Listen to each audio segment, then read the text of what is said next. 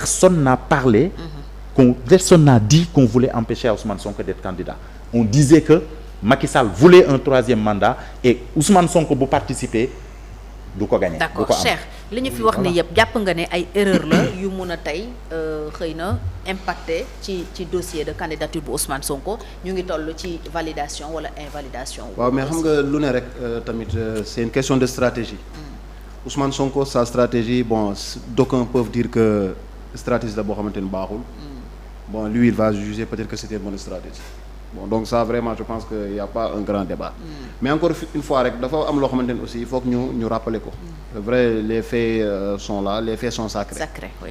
On a écouté monsieur Madiambal Diagne, un des n'est-ce pas des alliés n'est-ce pas du camp de la majorité dire clairement en 2019 déjà quand Ousmane Sonko est arrivé troisième à l'élection présidentielle. Oui. Il a passé il a voilà donc je fais économie vraiment des détails. Oui. Ça veut dire non, ça c'est intéressant. C'est intéressant. Qu'est-ce qu'il a dit? Il avait alerté par exemple Touba. Il dit qu'il avait alerté, oui. qu'il avait appelé à Touba, ou bien Touba l'avait appelé. Donc il les avait mis en garde. Que si, n'est-ce pas, Ousmane Sonko continuait à fédérer autour de lui vraiment les citoyens sénégalais, il se pourrait qu'en 2024 qu'il fasse un bon score ou bien qu'il devienne président de la République. Et qu'il fallait coûte que coûte, n'est-ce pas, faire tout pour qu'il puisse pas accéder vraiment à la magistrature. Ça c'est Madiambal Diagne qui l'a dit.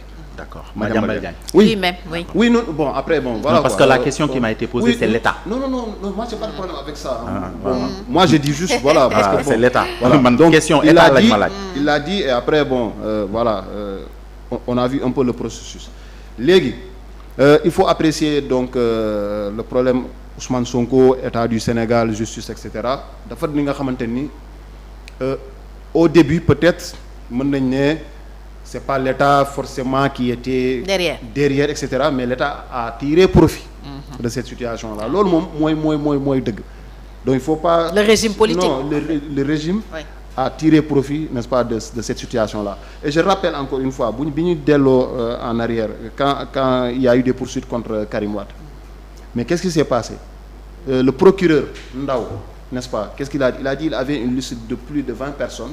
Il devait les poursuivre. Qu'est-ce qui s'est passé? On lui a demandé, n'est-ce pas, de ne pas poursuivre certains. C'est vrai. Il a cité le nom de Abdoulaye Baldé aujourd'hui, qui est un des proches de Macky Sall. Il a été très clair, c'est le juge Ndao qui le dit. Peut-être il a raconté des choses, j'en sais rien. Mais en tout cas, il a été clair, il l'a dit et il a tenu à le réaffirmer sur tous les plateaux où il est passé.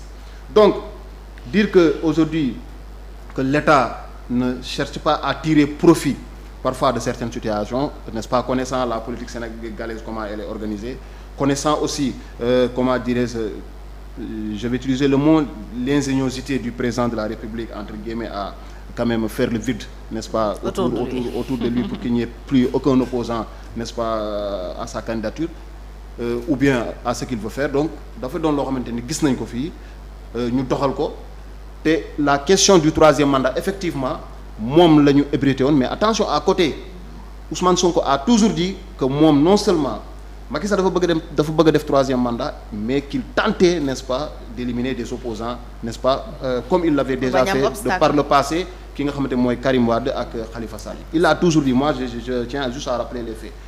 À chaque fois qu'il a parlé, il a parlé de ces deux faits là. Léegi nag troisième mandat, troisième candidature teg nañ ko fële. Après maintenant on est en train de chercher, n'est-ce pas, comment dirais-je, bon je dis pas on est en train de chercher forcément, mais en tout cas la manière, n'est-ce pas, procédure bi ni muy demee da ngay gis surtout à travers l'agent judiciaire de l'État ak taxawaayam. Non, il y a une intention d'exploiter, n'est-ce pas, ce cas-là ba nga xamante ni Ousmane Sonko du bokk ci élection yi. Parce que déjà ñoom nee nañu décision de justice moo tax ñu foqati Ousmane Sonko génnee ko ci li nga xamante ni mooy fichier bi. Mais décision de justice ñëwaat ñu bañ ko appliquer. Donc moi je ne suis pas un expert en nu mu tudd si wàllu élection etc. mais l'expert Ndiaga comment il s'appelle Ndiaga Sylla l'a dit, nee na, n'est-ce pas, le pourvoi en cassation n'est pas suspensif. Mais malheureusement on voit jusqu'à présent que l'administration, encore une fois foofu li mu wax tamit je suis un peu d'accord je suis d'accord totalement par rapport ak organisation administration justice. Donc dafa bokk ci nomenclature administration te justice mënul demee noonu. Mais effectivement tey le président comme ni on a un super président donc dafa am ay pouvoir yi nga xamante ni am na ko yi nga xamante ni mën na contraindre soit directement ou indirectement ñi nga xamante ni ñooy juges yi tey c'est le président bi nga xamante ni la gestion des carrières des juges et cetera loolu dafa doon question boobu. C'est lui le président du conseil supérieur de la magistrature. donc il siège là-bas donc le ministre de la justice donc yooyu yëpp ñu gis ne ni day tax li nga xamante ni les acteurs certains acteurs parce que nee na tamit c'est effectivement vrai ku ne sa aqulaay taal am na ñu mu jaral am na ñoo xamante ni bañ a progresser n'est-ce pas sur le plan de leur carrière te di wax li nga xamante ni mooy seen aqulaay taala moo leen gënal et malheureusement on a vu que ñenn ñi nga xamante ni bu ñu génnee wax yenn wax yi nga xam ne àndul dañ leen di génne yóbbu leen ay Tamba comme le cas du juge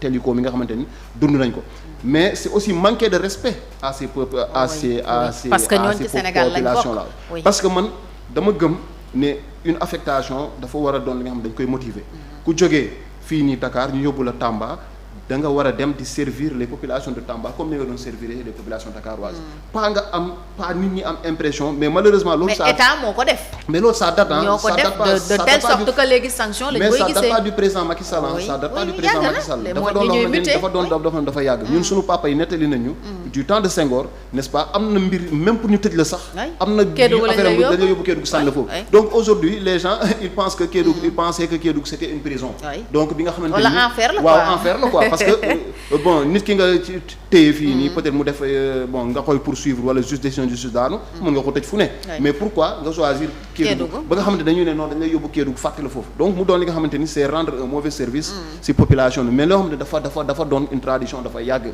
au niveau de l'administration dañuy gis ne ni nit mën na def sax ab njombe fii nii au lieu ñu jël les décisions qui s'imposent dañ lay muter yóbbu la Tamba wala yóbbu la Kédougou wala yóbbu la Sédhiou fi nga xamante nee na dañ lay sori fekk yow yaa def fi ay njombe yi ay mbir yoo xamante c'est flagrant ba ñu toppee la ko mais ñu yóbbu la foofu denc la foofu ba nit ñi fàtte ñu waat la donc il faut que loolu tamit mu doon la xamante ni sunu ñi ñuy jiite ñu mettre ko de côté la justice encore une fois je vais pas dire que la justice n'est pas indépendante mais si biir justice am na juges yoo xamante ni ils sont pas indépendants et moi je ne suis pas trop dans cet esprit de corporatisme yi nga xamante ni c'est comme dans la presse les gens ils se croient tout beau kenn waru leen wax dara kenn waru leen ŋàññi effectivement les juges ils rendent n'est-ce pas des décisions yi nga xamante ni c'est au nom du peuple et le peuple a un droit de regard quand le peuple n'est pas d'accord quand le peuple la justice est rendue au nom du peuple donc peuple bi am na droit joxoñ leen baaraam tuuma mais malheureusement ñun fii nii rapidement on te sort ay charges n'est-ce pas comme du genre yow ay chef d'accusation outrage à magistrat etc alors que acte de nature à discréditer les institutions un magistrat c'est quelqu'un bi nga xamante ni c'est vrai il faut le protéger mais c'est un humain il se trompe n'est-ce pas il interprète n'est-ce pas ay loi yi nga xamante ni mu ngi fii nii donc nit ñi am nañ droit tamit bu waxee ñu taxaw ne ko monsieur le juge ñun sa vision bi on n'est pas d'accord on discute n'est-ce pas par des idées mais pas tamit ñu bëgg a tëj gémmiñ nit ñi nga xamante ni képp ku wax ne ni par exemple justice na muy doxee neexuñu justice na muy doxee on n'est pas d'accord ñu gis ne ni ñooñu noonu quand même c'est des déviants et que dañ leen war a jël berlin encore une fois politique sénégalaise dafa doon li nga xamante ni les politiciens dañuy utiliser toujours yenn opportunités je dis c'est des opportunités ils utilisent des opportunités par exemple tey boo xoolee arrestation Ousmane Sonko qu'est-ce qu'ils ont mis en avant d'abord ils ont dit que Ousmane Sonko dafa sàcc téléphone c'est par cette histoire rocambolesque bi nga xamante ni foofu la mbir mi commencé mais bi ñu demee ba ci biir ñu xam ne c'est des choses qui peuvent pas forcément tenir n'est-ce pas sur la durée après ils ont mis des charges donc yokk fi appel à l'insurrection yokk ci xam nga nu mu tudd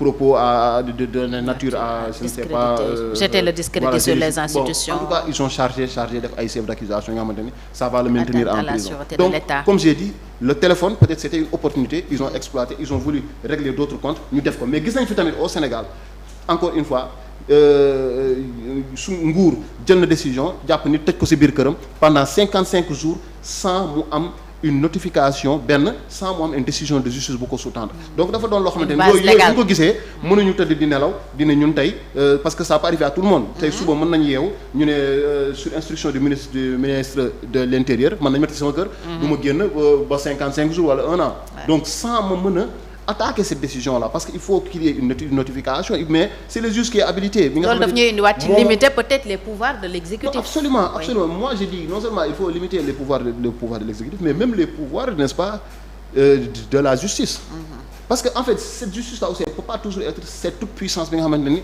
bu am droit de vie ou de mort sur nous autres. ñuy défendre donc le fait que président dafa war a rester des deux au sein côtés du conseil supérieur loolu la ñuy wax. même madame Aminata Tall Sall et c'est plein de ça nee na gars yi li ñuy yóbbu nit ñi ci ay mandat de dépôt dafa bëri.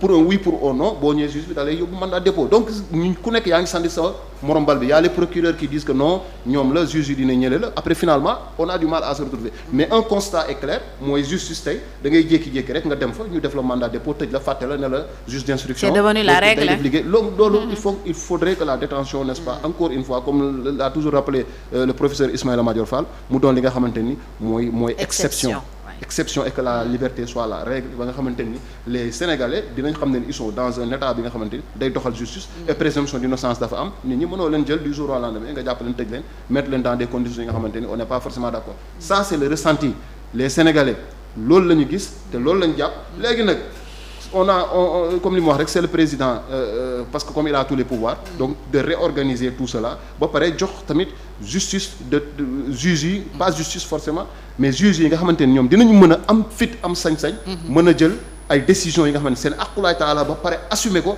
ba nga xamante ni suba dara du leen si fekk doo yeewu ñu ne la parce que jël nga benn décision nañ la yóbbu Kédougou nañ la yóbbu Tamba nañ la yóbbu Sédhiou parce que décision bi nga jël peut-être neexul forcément ñenn ñi wala les gens ne sont pas forcément d'accord avec toi ñëw bu la foofu noonu encore une fois il faut protéger les juges mais les protéger mooy ñu bàyyi leen ba nga xamante dinañ am sañ-sañ mën a def nga xamante ne bu ñu amee sañ-sañ mën a def te dara du leen si fekk rek loolu wax bi day jeex mais tant que ñu ngi am sañ-sañ di mën a def mais bu ñu defee dara di leen si fekk naturellement il y aura des gens dina am ñoo xamante ni ils n'auront pas peut-être l'audace n'est-ce pas ou bien le courage dem jusqu'au bout de leurs idées. Alors le dernier point mooy vote bi le vote des Sénégalais sànq yaa ko doon junj ñu ngi jëm ci tànn président alors anthropologue bi nga doon peut-être war na am jàngat bu gën a sori ci wàllu vote sénégalais yi naka la ñuy voter naka la ñuy tànnee ak naka la ñu war a tànnee en 2024.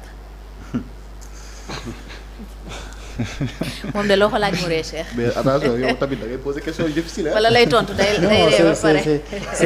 c'est que d'abord xam nga le vote.